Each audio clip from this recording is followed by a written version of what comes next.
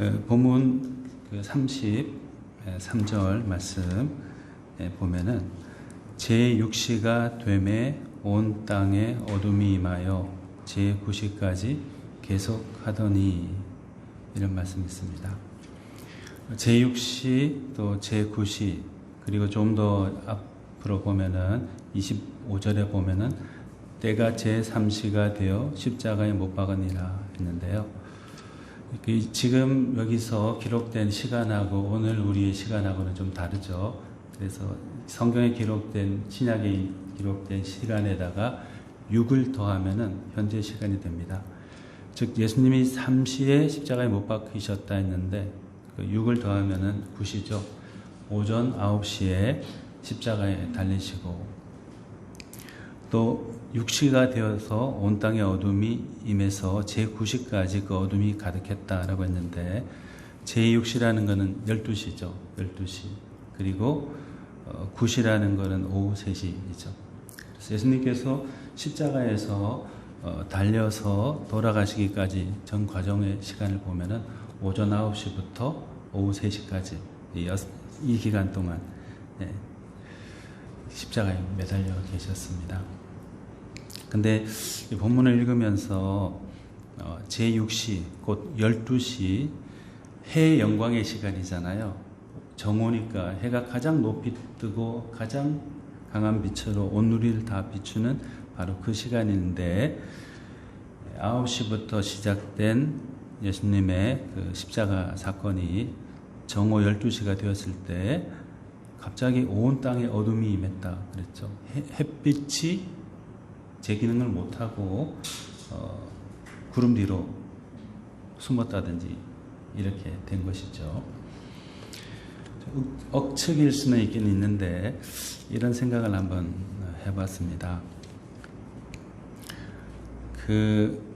예수님이 십자가에서 고통당하시는 그 모습을 가장 밝은 시간에 가장 밝은 눈으로 쳐다보기가 민망해서 힘들어서 해가 혹시라도 그 빛을 잃고 캄캄함의 시간을 긴 시간 동안, 6시간 동안 유지했는 건가? 이렇게 이제 한번 생각해 봤어요. 적어도 3시간 동안. 그러면서 이제 이런 생각을 한번 또 해보게 되는데, 우리는 신앙생활을 하면서 이제 뭔가 우리에게 도움이 되고 밝은 면들을 많이 취하는 걸 원합니다. 누구나 마찬가지일 거예요. 하나님을 믿고 예수님을 믿고 그러면은 내 생활이 더 나아지고 또 빛이 나는 그런 삶으로 변화되는 것, 그런 것을 원합니다. 만약에 예수님을 믿고 신앙생활을 하고 또 봉사를 하고 하는데 내 생활이 좀 어두워진다든지 그렇게 되면은 좀 마음에 좀 별로 좋지 않겠죠. 좀 다른 말이긴 한데, 근데 이 제6시에서 제9시까지 햇빛이 빛을 잃고 예수님이 차마 고난당하시는 것을 보기 힘들어서 제 눈을 감아버렸다. 이렇게 본다면은 우리 신앙생활에 이걸 제가 한번 억지로 적응을 해보았는데, 조금 전에 말씀드린 것처럼 우리가 신앙생활하고 할 때 우리가 나아지는 것만 자꾸 바라기보다 예수님의 고난당하는 그 모습, 또 예수님께서 우리에게 요청하신 십자가, 그것을 나도 지고 그 캄캄함의 시간에 동참할 수 있겠는가 하는 걸 저한테 한번 물어보았어요. 저한테 물어봤어요. 그 어둠의 시간에, 주님이 고난당하시는 그 시간에, 또 주님이 요청하는 그 힘들고 고통스러운 자리에 내가 자리하고자 하는가? 밝은 곳만 찾아다니는 것이 아니고 필요로 하는 그 장소에 내가 있을 수 있는가? 십자가에 예수님이 그 대낮인데도 캄캄한 밤과 같은 그 시간에 매달려서 죽기 위해서 거기 계셨듯이 나도 그 어둠의 시간에 그 장소에 있을 수 있겠는가? 이런 걸 한번 물어봤어요. 아닐 수 있겠다는 생각이 많이 들더라고요. 좋은 것만이 우리가 찾고, 그러니까. 우리가 잘 아는, 우리 성도님들께서 잘 아시는 아시시의 성 프란체스코라는 분이 있으시죠. 아주 거부의 자녀로 태어났죠. 포목상, 부자인 포목상의 아들로 성장했지만은 모든 걸 다 내려놓고 나환자촌에 들어가서 그 나환자를 섬기면서 작은 형제를 결성해가지고 봉사의 삶을 살았어요. 그러다가 이제 돌아가시기 2년 전에 1224년 9월 14일 새벽에 추기를 준비하기 위해서 라베르나 산이라는 곳에 올라가서 거기서 40일간 단식하면서 기도를 했어요. 그런데 그 40일 동안 그 라베르나 산에서 기도하는 동안에 이 사람이 놀라운 경험을 합니다. 그게 어떤 것이었냐면은 예수님이 나타나셔서 자기에게 말씀해 주시는 거예요. 그리고 이 라베르나 산에서 이 프란체스코가 기도하면서 저도 예수님처럼 고난받는 삶, 또 사람들을 위해서 주님을 위해서 십자가를 지는 삶을 살게 해주십시오. 이러면서 그 40일 동안 기도를 하고 있었거든요. 그런데 어느 순간 갑자기 이 성 프란체스코의 그 두 손과 두 발 그리고 이 옆구리에 예수님이 두 손, 두 발, 옆구리에 창이 찔리고 그러셨잖아요. 못 박히시고 5개의 상처가 이곳 또 두 팔과 옆구리 생긴 거예요. 그래서 프란체스코의 오상이라고 되게 불리는데 그 흔적을 가지면서 얼마나 고통스러웠겠어요. 그냥 목만 든 게 아니고 진짜 그렇게 짱에 찔리듯이 큰 고통을 당하면서 2년 동안 지냈어요. 2년 동안 몸에 상처를 지닌 채 5군데 예수님처럼 상처를 지닌 채 생활하면서도 이것이 그리스도의 고난에 동참하는 수도사의 삶이다. 오히려 감사함으로 그것을 받았어요. 그래서 1226년 10월 3일 토요일 해가 진 뒤에 숨을 거둘 때까지 그리스도를 바라보면서 자기 몸에 새겨진 그 오상 5개의 깊은 상처를 보면서 주님과 동행하는 삶을 살았다. 우리 찬송가에도 69장에 보면은 이 프란체스코가 지은 가사 시가 있죠. 태양의 창가라고 불리는데 온 천하 만물 우러러 다 주를 찬양하여라. 할렐루야 할렐루야. 저 금빛 나는 밝은 해, 저 은빛 나는 밝은 달, 하나님을 찬양하라. 할렐루야 할렐루야 할렐루야. 자기는 이 몸에 상처를 입고 있으면서도 그것이 그리스도의 몸에 동참하는 길이고 그렇기 때문에 감사합니다 라고 하면서 자기가 있는 그곳에서 나환자들을 돕고 작은 형제를 조직해서 선교활동을 하면서 그 마지막 생의 인연을 불태우는 삶을 살아가셨습니다. 예수님께서 제자들에게 이렇게 말씀하셨어요. 마태복음 16장 24절에 이에 예수께서 제자들에게 이르시되 누구든지 나를 따라오려거든 자기를 부인하고 자기 십자가를 지고 나를 따를 것이니라. 이렇게 했습니다. 찬란한 대낮의 광채만 바라보고 나를 따르려거든 제자의 길에서 멀어지게 되니 나를 따라오려거든 자기를 부인하고 자기 십자가를 지고 따르라. 이랬어요. 사도 바울도 이렇게 말씀했죠. 갈라디아서 2장 20절 내가 그리스도와 함께 십자가에 못 박혔나니 그런즉 이제는 내가 산 것이 아니요 오직 내 안에 그리스도께서 사신 것이라. 이제 내가 육체 가운데 사는 것은 나를 사랑하사 나를 위하여 자기 자신을 버리신 하나님의 아들을 믿는 믿음 안에서 사는 것이니라. 사도 바울도 세상적으로 보았을 때 어느 것 하나 부족함이 없는 그런 사람이었어요. 얼마나 똑똑하고 사람들에게 존중받는 위치에 있고 율법사이고 그러나 그리스도를 위해서 자기의 모든 것을 십자가에 못 박았다. 내가 십자가에 못 박혔다. 이렇게 말하면서 찬란한 영광이 아닌 칠흑 같은 어둠과 같은 그 시간에도 그리스도와 동행하면서 땅끝까지 이르러 복음을 전하라는 주님의 말씀을 수행하기 위해서 자기 생명을 다 드렸습니다. 사랑하는 여러분, 우리도 어느 곳에 우리가 자리하면서 살아갈지는 모르지만은 우리가 있는 그 자리에서 주님이 부르신 자리, 십자가의 자리다 생각하고 우리 마음속에 그리스도와 같은 그 상처를 입게 되더라도 이 프란체스코의 오상처럼 상처를 흔적을 가지게 되더라도 그 흔적을 통해서 우리를 부르시는 주님을 다시금 붙잡고 주님이 뜻하시는 그곳에서 주의 영광을 고통 가운데서 십자가를 지는 삶 가운데서 다가오시는 그 예수님의 영광을 맛보는 그런 우리가 다 되면 좋겠습니다. 이 34절에 보면은 제9시에 예수께서 크게 소리 지르시되 엘리 엘리 라마 사박다니 하시니 이를 번역하면 나의 하나님 나의 하나님 어찌하여 나를 버리셨나이까 하는 뜻이라 이렇게 말씀되어 있죠.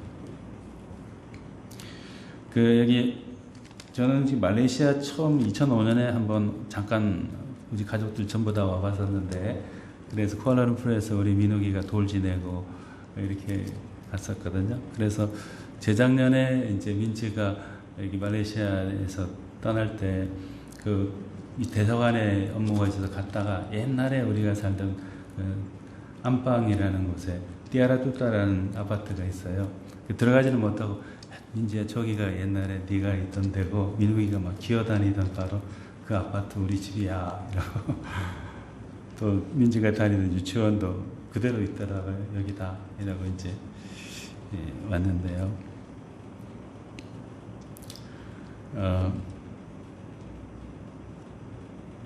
뭔 이야기 하다가 이렇게 됐죠? 예. 예, 다시 본문으로 죄송합니다. 제가 좀 다른 이야기를 했습니다.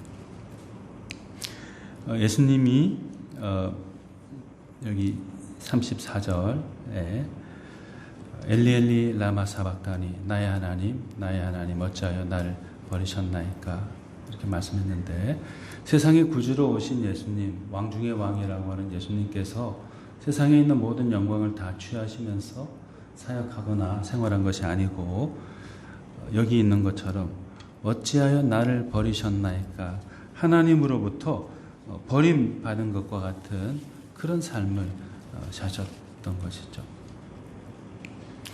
제가 생각났는데 왜 그 이야기를 했냐면은 제가 여기 이제 말레이시아 처음 왔을 때 그리고 다시 이제 오게 되었을 때 굉장히 참 놀랍기도 하고 참 훌륭하게 보이기도 한 것이 있었습니다. 그게 뭐냐면은 부모님들이었어요. 자녀들 잘 되라고 오셔가지고 많은 걸 희생하시는 거잖아요. 이제 물질을 비롯해가지고 그 뭐 귀중한 자녀들을 위한 투자이긴 하지만 물질을 비롯해서 한국에서 누릴 수 있는 여러 가지 편안한 생활들, 또 배우자와 함께하는 그런 행복한 시간들 이런 것들을 다 뒤로 하고 이곳에 오신 것이죠. 왜냐하면 자녀들이 잘 되는 걸 원하시기 때문에 그래서 이곳에 희생하면서 이곳에 오셨죠. 예수님도 마치 기러기 가족처럼 또 기저귀 가족의 부모님들처럼 우리가 잘 되도록 하기 위해서 이 땅에 오시고 엘리 엘리 라마 사박다니 나의 하나님 어찌하여 나를 버리셨나이까 이렇게 탄식하면서 이렇게 돌아가신 것이죠. 온전한 사랑의 화신 우리 예수 그리스도 그 사랑을 사람들에게 쏟아 부어주기 위해서 당신의 모든 걸 다 헌신하고 참고 견디시고 희생하면서 지내셨던 것입니다. 빌립보서 2장 6절에서 8절 말씀 우리 잘 아는 말씀이죠. 그는 근본 하나님의 본체시나 하나님과 동등됨을 취할 것으로 여기지 아니하시고 오히려 자기를 비워 종의 형체를 가지사 사람들과 같이 되셨고 사람의 모양으로 나타나사 자기를 낮추시고 죽기까지 복종하셨으니 곧 십자가에 죽으심이라 말씀하셨습니다. 세상의 사람들이 보았을 때 예수님의 모습은 아무것도 아닌 한낱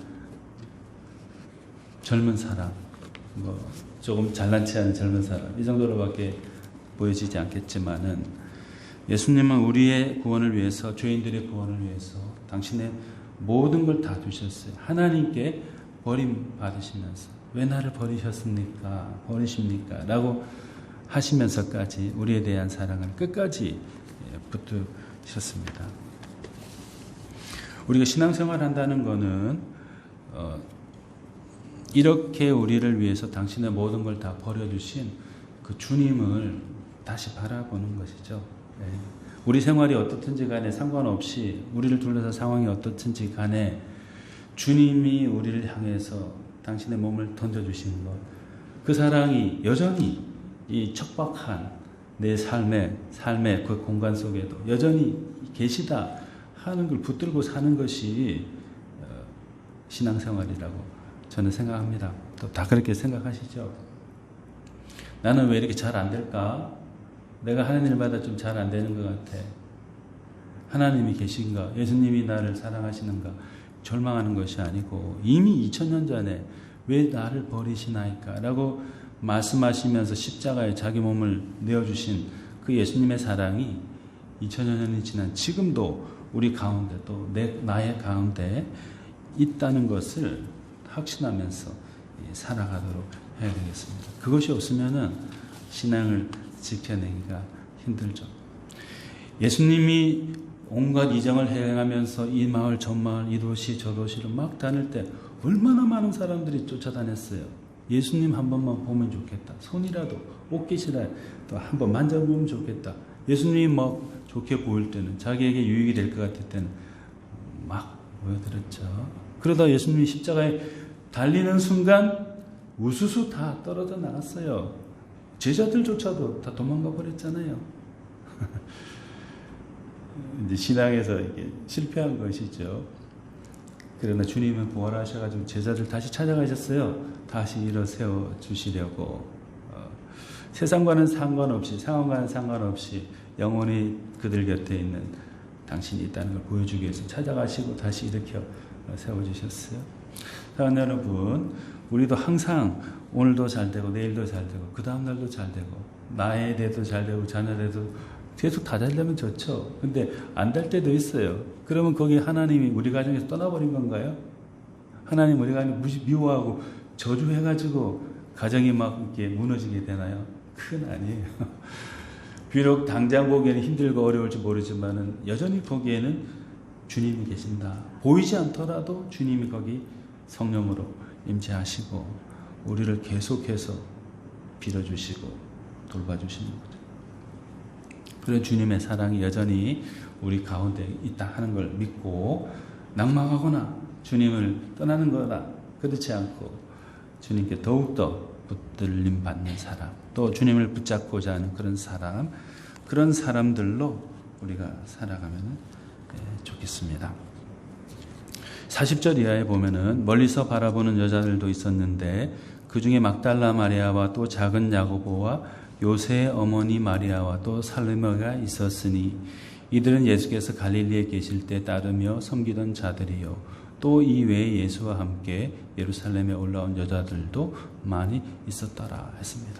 방금 말씀드린 것과 일맥상통하는 내용인데요. 갈릴리에서 예수님을 처음으로 만나서 예수님을 따르던 여자분들이 예수님 십자가에 돌아가시고 사람들에게 모욕을 당하시고 이제 끝났다라고 하는 바로 그 순간까지도 예수님 곁을 떠나지 않고 주님 곁을 지켰습니다. 제자들도 많이 도망갔지만 예수님 그 무덤에 제일 먼저 찾아간 분들이 누구세요? 여자분들이시죠. 끊임없는 사랑으로 주님을 끝까지 붙들었던 사람이 부활하신 예수님 16장에 나오죠. 막달라 마리아, 야고보의 어머니 마리아와 살로메 이런 분들이 예수님을 만나게 됐어요. 부활의 증인으로 서게 된 것이죠. 초발심, 최우심이라는 말이죠. 처음에 먹은 마음을 끝까지 지킨다는 그런 말이죠. 예수님을 믿어야 되겠다.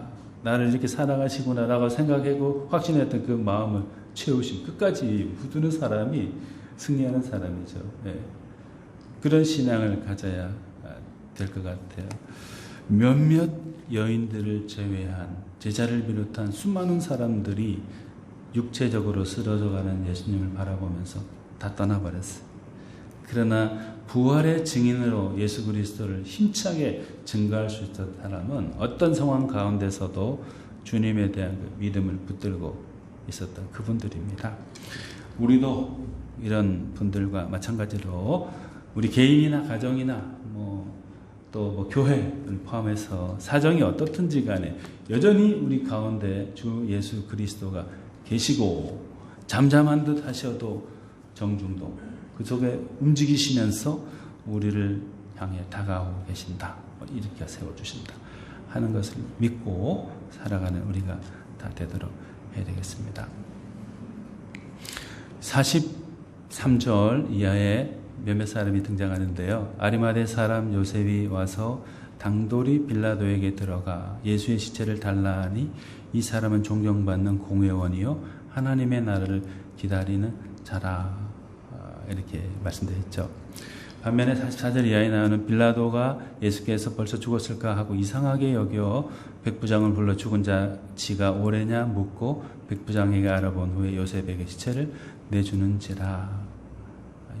아리마대 요셉이 세마포를 사서 예수를 내려다가 그것으로 싸서 바위 속에 한 무덤에 넣어 두고 돌을 굴려 무덤 문에 놓음에 막달라 마리아와 요새 어머니 마리아가 예수 둔 곳을 보더라 했습니다.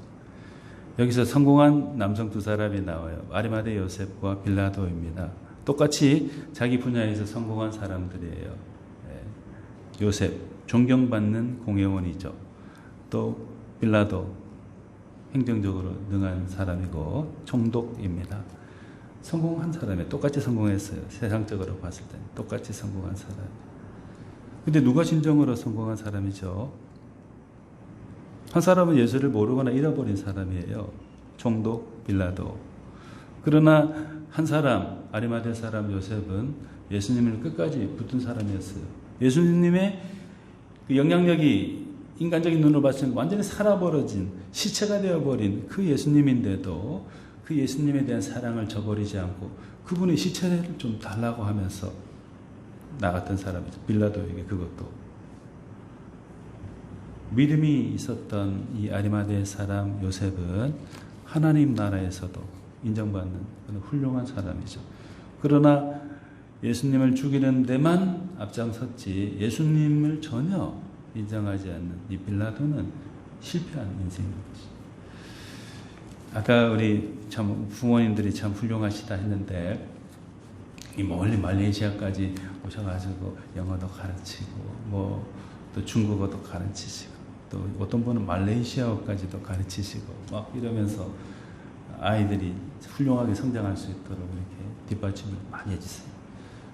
나는 못 먹어도 먹여주고 나는 어디 못 놀러가도 우리 아이들 경험할 수 있도록 많이 해주고 부모님들이 얼마나 이제 뼈를 깎는 희생이잖아요. 돈 다 주고 나면 나중에 나이 들어서 어떻게 먹고 살라고 그래요. 우리 여기 있는 학생들은 부모님한테 나중에 잘 대주세요. 용돈도 많이 드리고.